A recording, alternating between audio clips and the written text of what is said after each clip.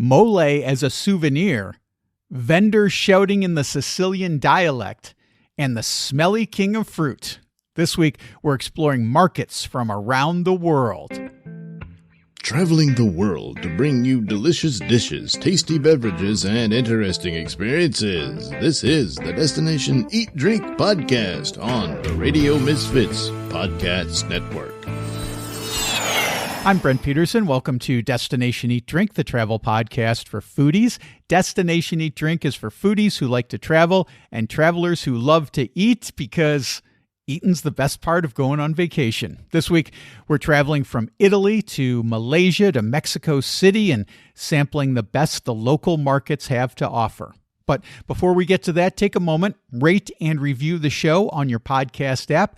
By giving Destination Eat Drink 5 stars, you help other foodie travelers find the show, and thank you very much. I always say one of the must-do activities when you visit a city is to check out the local market, and on this episode, we're getting the lowdown on the best markets in Palermo, the market in Venice, that's one of the oldest in Europe, and the characteristic market in Kuala Lumpur, plus the unique island market in Mexico City. And I'm starving, so let's eat. Destination Eat Drink.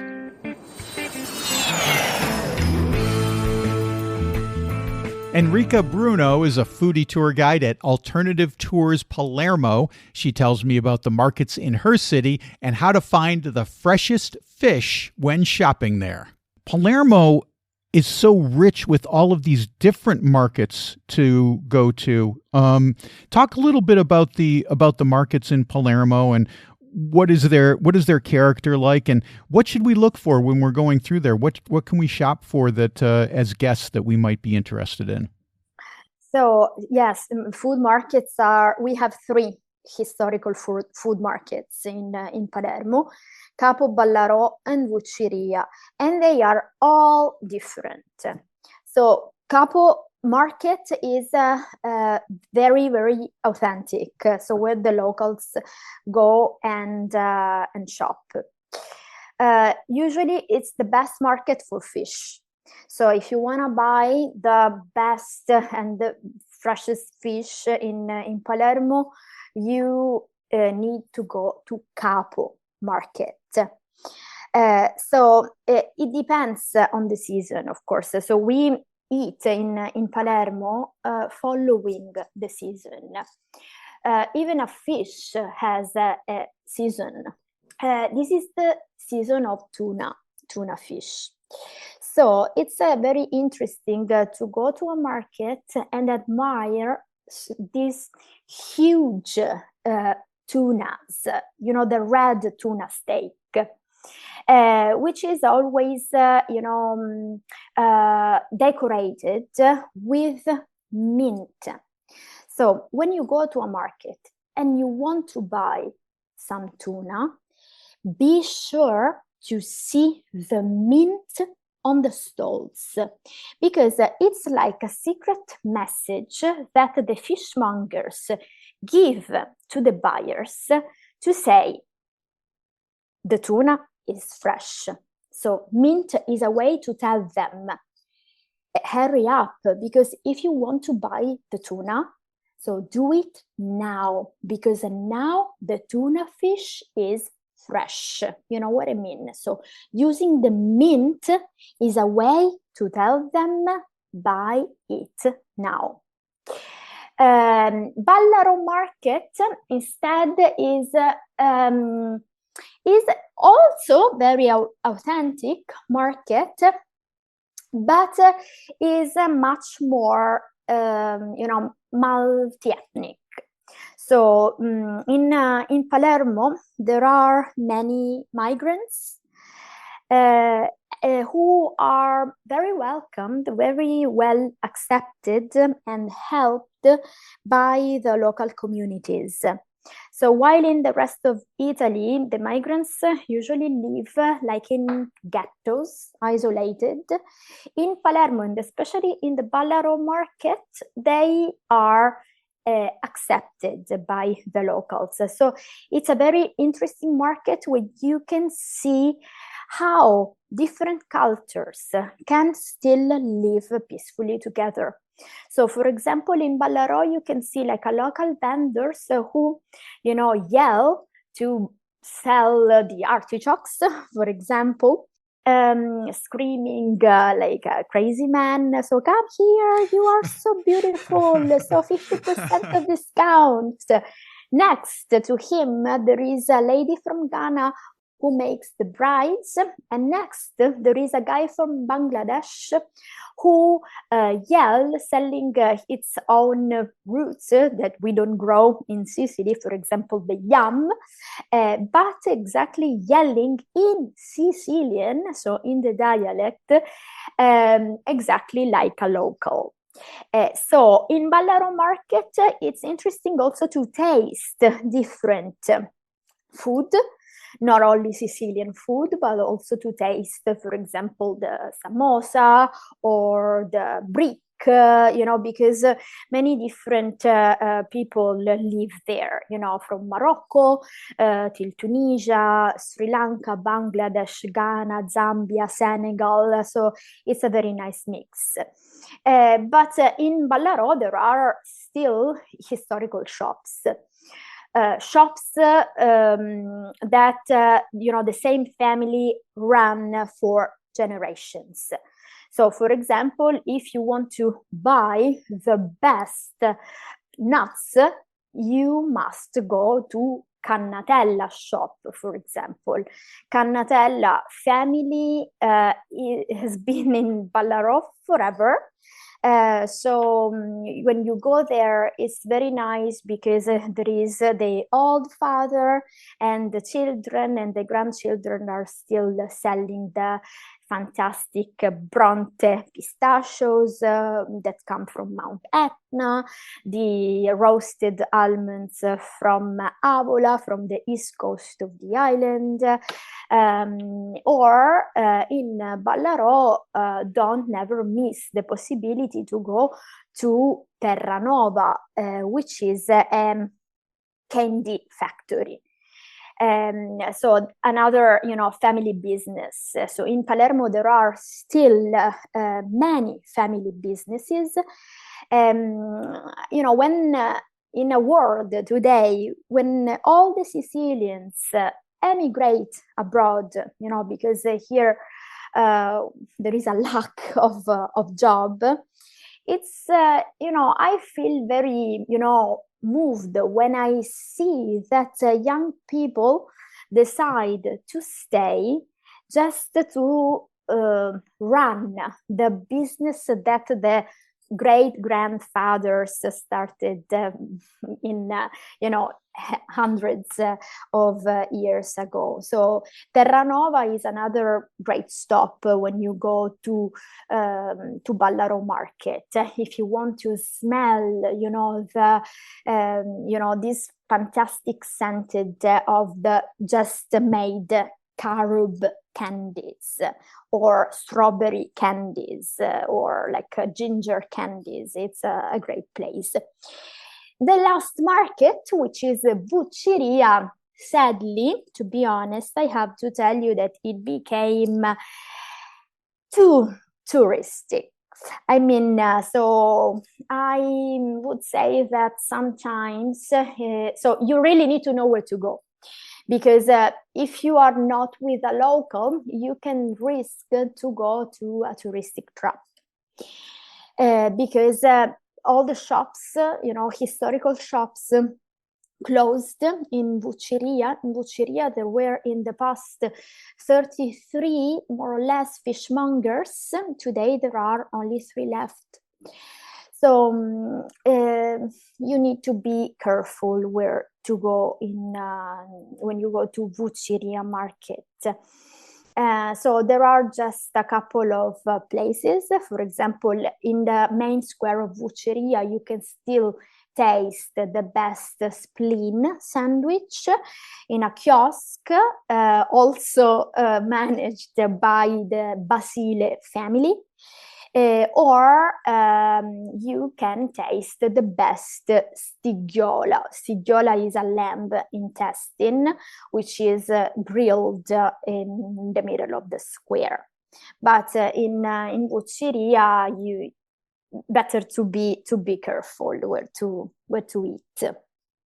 Monica Cesarato is a blogger, podcaster, author, and tour guide in Venice. She tells me about the vibrant Rialto Market, plus the secret password to get the best fish there. There's a famous market in Venice called the Rialto Market. What would you say about this place? Well, first of all, it's one of the oldest in Europe, if not the oldest, but pretty sure one of the oldest. It is a fish market and a vegetable market. Of course, it has changed drastically through the years. Now is a little bit what it used to be, of course, because the number of Venetians, of course, declined from 180,000 to less than 50,000. So you can understand, but it's open from Monday to Saturday. But on Mondays, there isn't the fish market. There is only the vegetables because, of course, the fishermen do not work at the weekends. But let's say it's open from Monday to Saturdays, and is an amazing place because there is a clear distinction between the area where they sell all the fruits and vegetables, and it's amazing because according to the season you get all these different bright colors and these different perfumes and aromas and smells, and it's really beautiful. And then you have a section dedicated to the fish. But again, is dedicated between the older area where they tend to sell more of the wild fish, and then another area where they sell instead the daily fish that is being raised in the lagoon and so on. But I repeat, is very interesting. What was interesting is that back in the old days, and I'm talking about maybe until about 30 years ago, so we're not talking very long ago, early in the morning, and I'm talking about 4 or 5 o'clock in the morning, you would have the boats arriving, the fishermen boats arriving to the market to sell the fish at, as you say, like in a proper fish market, to the stalls, and then the stalls will sell it to the public. And then you had all the boats coming in from the different islands and the different areas of the mainland where they were growing fruits and vegetables, bring them in to be sold. The way of doing things have changed because, of course, by law, they cannot do that anymore. They got to buy from the proper dedicated fish and vegetable markets of Venice now. But the idea is still the same. So most of the stores will only sell local vegetables, local fruits, so you will only find stuff in season. And the same goes for the fish. You will find most of the fishes from the lagoon, and the rest maybe from some other parts of Italy, but that's as far as it gets. We don't go outside of the Mediterranean, so Okay. Perfect. And that's what's interesting. Yes. And if you go to my fishmongers, you go to ask for Gianni, and you tell him you're Monica's friend, then he'll give you very good fish. You got the guy. Of course you have the guy. Of course. If there is a picture of him on the book, so you can go with the book and show him, oh, look, that's you. But he'll be even more excited because he was very happy when his pictures ended up in the book. He was very, very happy. Pauline Lee is the founder of Simply a Knack Food Tours in Kuala Lumpur, Malaysia. She tells me about some great things to try, including durian fruit and nasi ulam. Yeah, a lot of people, especially a lot of Caucasians, have a different idea of the market. Markets in Southeast Asia can be quite an eye-opener. It's very different from the clean Western context market. So I call it the wet market experience. And when I say it's wet. So it's not like the markets you find in Madrid or Borough Market in London even, or the market in Melbourne. We've got a Vic Mart there. It's very different. So I started the Chowkit Market, and this was the perfect market that I had in mind for everyone to see. You see like really fresh you see the fresh seafood, fishes, you see the cow's head, you see the skin, you see every part of cow, you see chickens, we have bones. A lot of Western people are not used to eating meat. with bones these days. Portugal is a bit different, I think, back where you come from. Then you see the real thing, right? Especially the fish. Yeah, yeah, you see the actual fish, and you know how that fish looks like. But these days, people are so exposed to just eating fillet, with no bones. So for me, market is the perfect place to start because that's where you see it's like, the actual fish, how it looks like, chicken, the color, the feathers, the skin. And of course, with the market, you have the fresh vegetables, the fruits, everything is fresh there. It's so vibrant.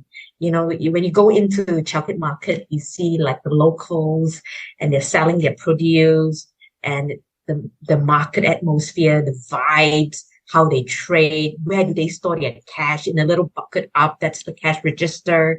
So it's just very up tempo. And then, when you go there during closing time, it's even more tempo because like they're trying to sell off all their produce. They're giving you extra discounts. They, all these things that they do to make you come to their stalls. So yeah, it's just, it's a kaleidoscope of everything in the markets. I love markets. One of the things that always strikes me about Southeast Asia is the unusual produce, stuff that we would never see in a European or North American market. And I'm just wondering, are there fruits and vegetables that North Americans or Europeans come in and they go, wow, I've never seen that before? Plenty, actually. So we start with the salad corner, I call it. I love exposing, tourists or visitors to ulam. So ulam is like our salad. Yeah. So we've got the king of ulam raja, we call it, in local Bahasa Malaysia. And then we've got the pennywort, or we call it the pegagan. So all these herbs, there's so many different types of herb, 50 different types of herb. And there's a stall that sells all these and it has these local names in there. And I just love exposing people to these kind of herbs because it teach them about the different goodness, the benefits of eating each herb. And, one of the dishes that comes with this herb is we have a dish called nasi ulam. Nasi is rice, ulam is herbs rice. And it's absolutely delicious. What's the name of that dish again, Pauline? It's called nasi ulam. Nasi ulam. And that's with rice and herbs and what else? So you could put savory things like shallots in there as well, or desiccated coconut, shrimp to make it a bit more rounded in flavor. But in essence, it is different types of leaves or herbs. So you can put ulam raja in it. You can put the pennywort in it. You have kacang botol, 4-angle beans. You can have mint in it as well. So it's all kinds of different. You've got kaffir lime leaves as well. You can slit it. So you cut it and mince it very finely. And then you mix it all up in the rice. So it's almost like a fragrant rice. And different families, different area where you come from, serve it differently. So you have different combination of herbs. So that's crazy. Malaysian is just like crazily diversified. That's one word I have it.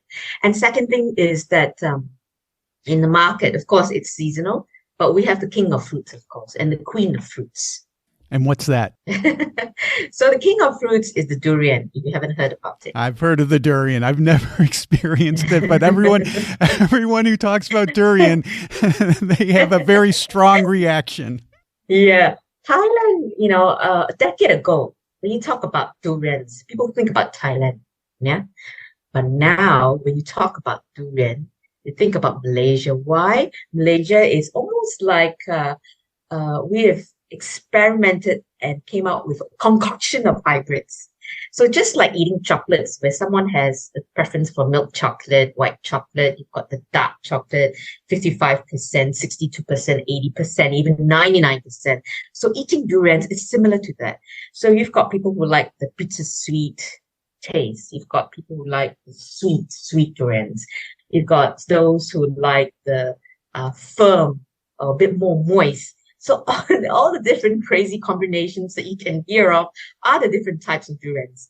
We've got durian kampung, the village durians. We've got the branded, I call it the Louis Vuitton durian, called the D197. Yeah, it's a scientific name, D197. And it's heavily exported to two main countries. One is Singapore, of course, our neighbor, right? With their wonderful currency exchange. They get some of the best, and they block out in the farms, our Malaysian durian farms, some of the best fruits, A grades. And then, of course, to China as well. Victor Gamboa is an environmentalist and tour guide in Mexico City for Culinary Backstreets. He tells me about the unique market in Mexico City's urban islands. So we do the market in the city center, then we cross the neighborhoods in the like, let's say we call it Los Barrios de Xochimilco, the neighborhoods next to the center, in between the center and the agricultural area. And well, with the group, we have the chance to explore inside of the canals. This extended area gives us a chance to coexist with other kinds of tourism, but can go deeper into the agricultural practices. Wow, I didn't realize that there is a market. It makes sense because there's markets in most neighborhoods in Mexico City, but yes. I didn't realize Xochimilco had its own market. That's something I missed when I was there. That just means I have to make a return trip. But can you go into a little more detail about that market? Because I'm a big lover of markets when I go to a new city. Well, there are two stages in the beginning of our tours. That it's going to the 16th century convent of San Bernardino de Siena, one of the first structures built by the Spaniards in Mexico. And basically, it's one of the first points of origin in everything we talk about gastronomy. Right? So that's important to talk about it, because San Bernardino Convent is one of these first incursions of the Spaniards in the pre-Hispanic world, transforming our diet and bringing more practices. That's why it's in the heart of the city that it used to be, let's say, an island, Xochimilco. And next to this convent, we have the city market. And there's where we have everything. We can try from snacks to tacos de carnitas. We do chiles rellenos. During the excursion in the market, we'll see not just like every single vegetable and plant, but also everything related to daily tradition, from costumes or technology we need to buy, like stone mortars or whatever we need to use for cooking. It's available in this market. It's one of the cleanest and quite interesting structures, but also give us a chance of a small farmers market that has local production. So we have in that farmers area, people coming from the state of Morelos, the state of Michoacán, the next by, the closest state, but also from the region. So it's amazing to see all the fresh crops in one place. Yeah, so it's not just fruit and veg, but it's other stuff too. And it sounds like there's prepared foods. So you've got taco stands and stuff like that. One thing I like to do when I go to the market is find a souvenir that I can bring home. And, obviously, fresh produce isn't going to maybe travel so well. But can you think of anything? Maybe clothing would be a good idea or something of that nature. But anything else you can think of that I might want to bring home with me? Something I really recommend on this market, it's we can buy mole in powder. Oh, nice. So that's the best souvenir you can take, because with like 250 grams, you can serve 5 people and tell them about your experiences in Mexico City. So I love eatable souvenirs. So that's one of them. And the other one that it's a common thing for the people to buy is tortilla presses. Oh, that markets are amazing to buy tortilla, like hand press, and also volcanic stone mortars. It's a bit heavy if you have space in your bag. I always recommend it to get one there. It's a great way to make guacamole if you get a nice big one. Yeah. And I'll tell you, I need a tortilla press, because when we moved to Portugal, our tortilla press did not make the cut. Although the last time we were in the States, we did bring home a 4-pound bag of masa so that we can make tortillas at home. Unfortunately, I have to use a wooden pin to roll them out. I don't have a tortilla press here, so I think that'll be on my next trip. That's put it in the list. Keep some shoes off the bag and leave some space for your tortilla press, because that's one of the souvenirs I always recommend to get. Okay, that's Victor from Culinary Backstreets. You can book a tour to see the islands of Xochimilco in Mexico City at culinarybackstreets.com. Erica's website is alternativetourspalermo.it. Monica can be reached at monicacheserato.com, and Cesarato is spelled Cesarato. And Pauline's website is simplyanak.com. Well, that's it for this week. Next week kicks off Carnival. So we're jumping into the party in Italy, Brazil, and the Guadeloupe Islands. Don't miss that. Until then, there's lots of foodie travel at destinationeatdrink.com. My new video is about the hidden gem neighborhood of Alcantara in Lisbon. There's some great food, of course, a rooftop bar, some amazing colorful tiles, and much, much more. You can see that by clicking on the video tab at destinationeatdrink.com or go to my YouTube channel. That's youtube.com/@destinationeatdrink946. I also just published a brand new foodie travel guide ebook. This one is to the mountain towns of Scano and Sulmona in Abruzzo, Italy. There's a 500-year-old candy-making tradition, a pastry named after local wildlife, and of course some unique pasta. Download yours at buymeacoffee.com/destinationeatdrink, and thank you very much. Destination Eat Drink is distributed by the Radio Misfits Podcast Network and Ed Silla. Thanks, Ed. I'm Brent Peterson, and I'll see you down the road. Join us next week for another culinary adventure on Destination Eat Drink, a presentation of the Radio Misfits Podcast Network.